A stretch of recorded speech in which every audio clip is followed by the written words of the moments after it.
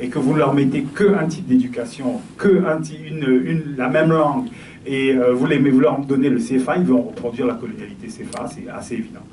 Et pour la langue, c'est encore plus grave, parce que les performances en termes d'éducation des langues étrangères sont extrêmement catastrophiques. Et ça, on le sait au moins depuis les années 50. C'est-à-dire qu'il y a eu officiellement, les linguistes ont travaillé sur cette question, un grand colloque en 53 à l'UNESCO qui dit clairement, et toutes les études l'ont montré, plus vous allez mettre vos enfants à l'école et qui parleront surtout au début une langue qui n'est pas la leur, et moins leurs résultats seront bons. Et là, je vais me permettre une de mes hérésies favorites.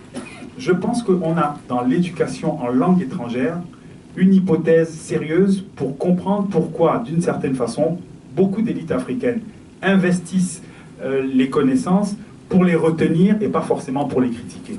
C'est-à-dire qu'on retient bien, on va retenir, je pense que travailler au départ avec une langue étrangère, ça favorise la mémorisation, ça ne favorise pas forcément l'esprit critique. Et vous le verrez, nos victoires, c'est de dire, bon, il a eu tel diplôme, il a réussi ça, mais c'est moins de questionner et de questionner nos épistémés. Vous savez, moi j'ai travaillé dans un domaine, c'est un domaine je travaille beaucoup dans ce qu'on appelle l'économie de la culture aujourd'hui, et j'ai commencé par l'artisanat. Et ce qui m'avait paru très très bizarre, c'est que j'ai rencontré une dame qui était une exportatrice, une Kenyane. Je vais travailler pour elle, mais vraiment comme job d'étudiant. Et puis elle me dit négligemment, vous savez, je vends 22 000 sacs chaque année aux Japonais. Donc c'était une maman africaine, donc qui faisait des manières, qui ne voulait pas vendre aux gens. Il dit, oh, s'ils veulent, ils prennent, s'ils ne veulent pas, ils ne prennent pas. De toute façon, les Japonais m'en prennent 22 000. Et je me dis, mais qu'est-ce que cette dame me raconte?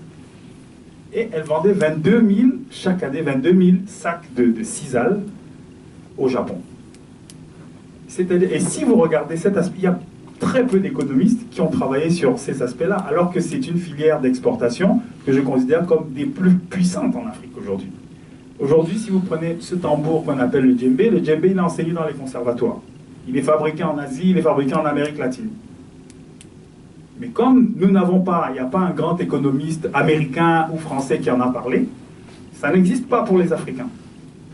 Donc cette dimension, elle doit aussi être à un moment donné rajoutée au débat. En tout cas, il faudrait que les journalistes nous aident à en parler pour que les jeunes qui vont à l'école apprennent non pas pour être les bons élèves d'eux, mais être des gens qui apportent quelque chose à leur société.